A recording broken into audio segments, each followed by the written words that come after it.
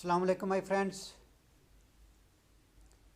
मेरे अक्सर पेशेंट पूछते हैं कि मैं पुलाव और बिरयानी ये हर मरीज़ को क्यों रोकता हूँ।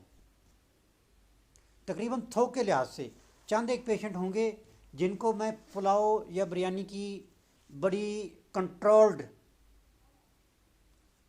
सर्कमस्टांसिस में इजाज़त दे देता हूँ, मगर नॉर्मली हर पेशेंट को मैं पुलाव और बिरयानी सख्ती से मना करता हूँ और ये कहता हूँ कि ये आपने अब ज़िंदगी में दोबारा यूज़ नहीं करनी है।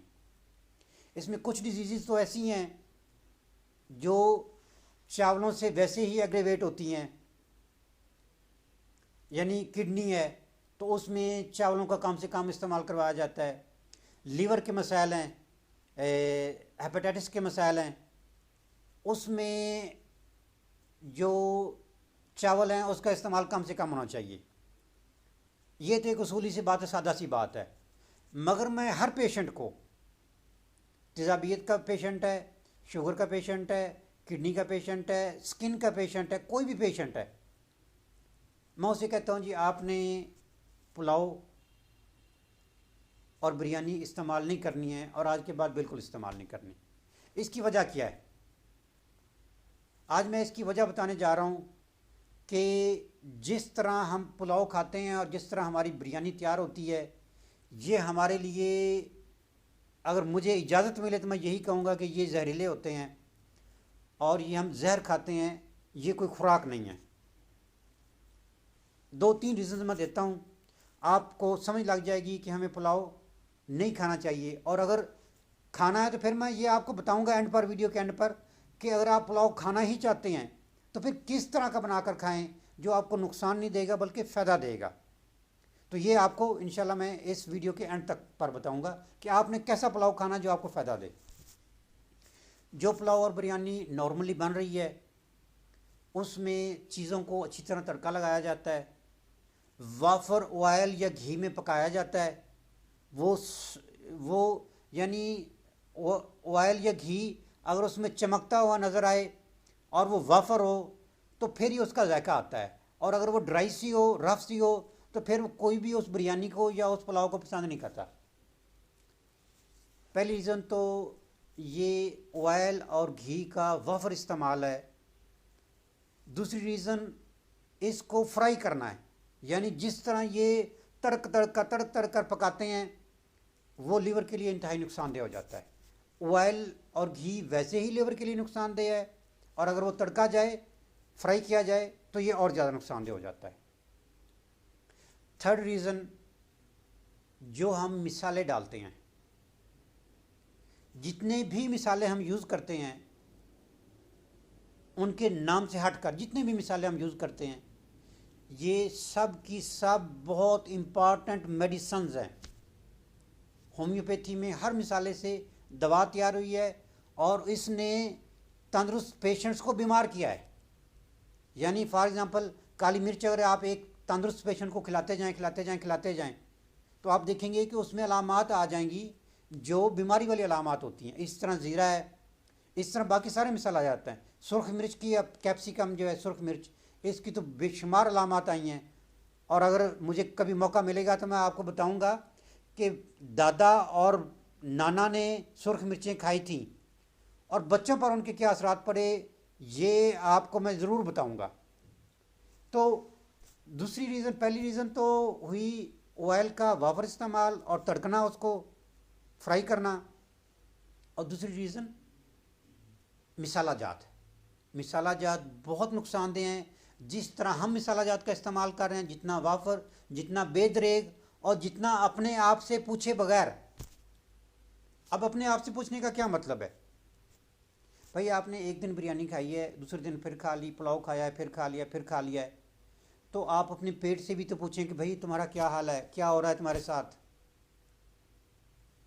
जब आप अपने आप के साथ कम्युनिकेट ही नहीं करेंगे, अपने देखेंगे ही नहीं कि आज आपने पुलाव खाया है तो सुबह आपको स्टूल किस तरह का आया है, सुबह आपको स्टूल आया है तो उसमें कॉन्स्टिपेशन हुई है, उसमें बर्निंग हुई है, क्या उससे कोई ब्लड तो नहीं आया। जब आपको पता ही नहीं है अपने आप का और आप खाते जा रहे हैं, जी ये टेस्ट बहुत आता है। अब वो पता नहीं टेस्ट किस तरह का है जो कुदरती चीज़ों में नहीं है और गैर कुदरती चीज़ों में उसको फ्राई करके, उसको तबाह करके, उसको सारी खुराक को ख़राब करके जाता है, वो पता नहीं क्या टेस्ट है।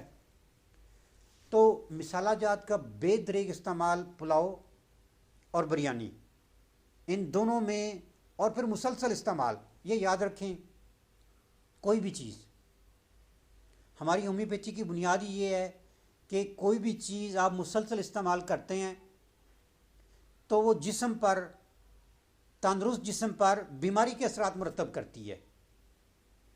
तो कोई भी चीज़ ऐसी जो आपकी रेगुलर फूड में रेगुलर शामिल है और आप मुसलसल इस्तेमाल किए जा रहे हैं, वो कुछ अरसे बाद बीमारी बन जाएगी और आप पर मेडिसिन के असरात मुरतब करेगी। वो सिर्फ खुराक नहीं रहेगी, फिर वो आपको बीमारी की तरह, दवा की तरह मुतासर करेगी, वो आपको जहर की तरह मुतासर करेगी। आज ही मेरे पास एक पेशेंट आया हुआ था, उसने कहा जी मैं फ़लाँ चीज़ तो यूज़ नहीं कर पाता। क्यों? क्योंकि मैंने उसको जवानी में बहुत इस्तेमाल किया था और अब उसका मैं एक बहुत छोटी मिकदार भी ले लेता हूँ ना, तो मेरी बॉडी फ़ौरन रिएक्ट करती है और मैं उस बॉडी एक्सेप्ट ही नहीं करती। तो ये क्यों हुआ है? क्योंकि इन चीज़ों का हमने बेदरेग इस्तेमाल किया होता है। उसको तरीके से लेकर, अपने आप से पूछ कर, अपने मैदे से, अपने जिगर से, उससे कन्वर्सेट ही नहीं किया होता, हमने कम्युनिकेट ही नहीं किया होता कि ये खुराक का हमारे पर क्या असरअंदाज हो रही है। ये तो है वजह, मेन वजह जिस वजह से मैं पुलाव और बिरयानी का इस्तेमाल हर पेशेंट को रोक देता हूँ। एक तो हो जाए कि चावल अमूमी तौर पर रोके जाते हैं, वो जो स्पेसिफिक लीवर रिलेटेड या किडनी रिलेटेड डिजीज़ हैं। दूसरा ये है कि मैं हर पेशेंट को रोकता हूँ। उसकी रीज़न ये है कि इस तरह का, जिस तरह का रवायती पुलाव और बिरयानी हम तैयार कर रहे हैं वो नुकसानदेह है। अब मैं आपको बताता हूँ कि अगर आप पुलाव खाना चाहते हैं तो फिर किस तरह का पुलाव तैयार करें जो आपके लिए मुफीद हो, आप जी भर कर खाएँ, आपको एनर्जी दे, आपको नुकसान उसका ना हो। वो पुलाव है,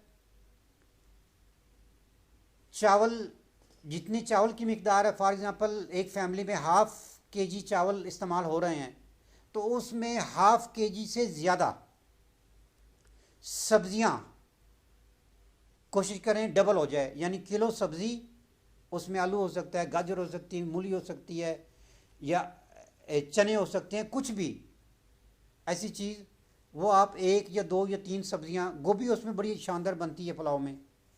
तो ये चीज़ें आप चावलों की मिकदार से डबल ये चीज़ें डालें। सारी चीज़ों को, पानी को पहले बॉयल करें, उसमें ये ऑयल और घी डालने की ज़रूरत नहीं है। पानी को बॉयल करें, ये सारा मसाला जो टमाटर, प्याज, अदरक, लहसुन, जितना भी आपने यूज़ करना है, जो आपके घर के टेस्ट के मुताबिक है, सब्ज़ मिर्चें, ये सारे काट करना उसमें डाल दें, चावल भी डाल दें और जो कटी हुई सब्ज़ी है वो सारी डाल दें। अब उसको आप, जैसे नॉर्मल पकता है, कुछ देर के लिए तेज़ आंच होगी, फिर हल्की आंच होगी, उस पर आप पकाएं। उसमें बिल्कुल भी कतन भी घी का इस्तेमाल ना करें। वो जो चावल तैयार हो गए हैं, ये आप खाएंगे तो जहां आप आम पुलाव और बिरयानी की 1 प्लेट खाते हैं, वहां ये 2 प्लेट खा जाएंगे और फिर भी मैदे पर गिरान नहीं गुजरेगा, आपको तेज़ाबियत नहीं होगी, आपको स्लगशनेस नहीं होगी, खाने के बाद गुनूदी नहीं आएगी, आप फ्रेश, एक्टिव, और आपकी बॉडी की, इसको डाइजेस्ट करने में बॉडी की कोई एनर्जी नहीं लगेगी, बल्कि ये एक ईजीली डाइजेस्टिबल फूड होगी। तो आप इस तरह पुलाव और बिरयानी इस्तेमाल करें, यकीनन इससे बहुत फ़ायदा होगा।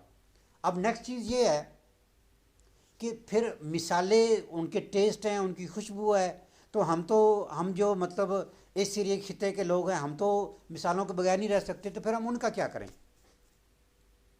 चलें, इसको भी हम एडजस्ट कर लेते हैं। वैसे में मिसालों का जिस तरह हम इस्तेमाल कर चुके हैं, या हमारे आबाओ अजदाद जितना इस्तेमाल कर चुके हैं ना, अब हमें मिसालें यूज़ करनी नहीं चाहिए।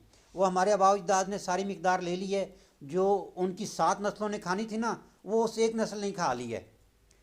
अब हमारे मुकद्दर में मिसालें और ये सारी चीज़ें ख़त्म हो गई हैं। मगर अगर फिर भी आप लेना चाहते हैं तो उसका तरीका ये है कि उसको बड़ी कम मिकदार में लें और इनफ्रीक्वेंट, यानी फ्रीक्वेंटली उसे यूज़ ना करें। आज अगर आपने जो पुलाव इस तरह आपने बनाया है उसमें ज़ीरा डाला है, तो कोशिश करें कि नेक्स्ट जब पुलाव बनाओ तो उसमें ज़ीरा ना डालें, उसमें 1 या 2 मिसालें और मिला लें, यानी काली मिर्च या दारचीनी। फिर जब नेक्स्ट बनानी है तो उसमें धनिया और लौंग या जिस तरह का आपको पसंद आए, ये मेरी कंपल्शन नहीं है। मैं सजेस्ट ये कर रहा हूँ कि सारे मिसाले अगर आप एक बार डालते हैं तो दूसरी बार भी पुलाव बनाएंगे तो फिर सारे डालेंगे, तीसरी बार डालेंगे तो फिर सारे डालेंगे। तो इस तरह उन मिसालों की मिकदार आपकी बॉडी में बढ़ जाएगी और मेडिसिनल असरात या रिएक्शन उनका स्टार्ट हो जाएगा। अगर आप एक एक मिसाला यूज़ करते हैं या 2-2 मिसाले यूज़ करते हैं तो आपने 4 बार जब पुलाव बना लिया है तो 5वीं बार वो जो पहली बार यूज़ किया था मसाला उसकी बारी आएगी। अब उसका इस्तेमाल इनफ्रीक्वेंट हो गया है। ये ख़वातीन जानती हैं कि वो अगर चाहें तो वो इस तरह चीज़ें तैयार कर सकती हैं, बस सिर्फ सोचने की बात है। ये याद रखें, जो कन्वेंशनल पुलाव और जिस तरह बन रहा है और जिस तरह मिसालों का बेहतरीन इस्तेमाल हो रहा है, यकीन जाने हेपेटाइटिस, शुगर और किडनी की बेशुमार अलामात की ये सबब बनती हैं। और इसके साथ साथ तेज़ाबियत, मैदे का ख़राब होना, कॉन्स्टिपेशन होना, ये उसके लिए बच्चों के लिए टॉन्सिलाइटिस का बायस बनना, बच्चों के दांत ख़राब होना, ये इन सब की रीज़न ये जो गलत खाना हम खा रहे हैं और जहरीला खाना हम खा रहे हैं, ये उस वजह से है। आई होप कि आप लोग मेरी इन सजेशंस पर अमल करेंगे और फिर मुझे रिज़ल्ट से भी आगाह करेंगे। जो ये चीज़ मैंने बताई है, अब आप इस तरह का पुलाव और बिरयानी बनाएं और मुझे कमेंट्स में बताएं कि आपको जायका कैसा लगा है। अगर आपको उसका जायका अच्छा नहीं लगा है या उसमें कोई कमी बेशी है तो यकीनन मैं आपको कुछ चीज़ें और सजेस्ट करूंगा जिससे आप इसको मज़ेदार कर सकते हैं, मगर वो नुकसानदेह नहीं होगा, वो आपके लिए मुफीद होगा। आप सब लोगों का बहुत शुक्रिया।